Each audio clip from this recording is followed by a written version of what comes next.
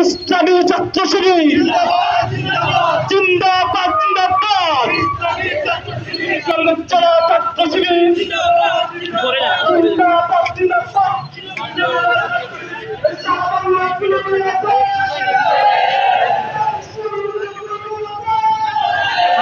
একটু পরে যান।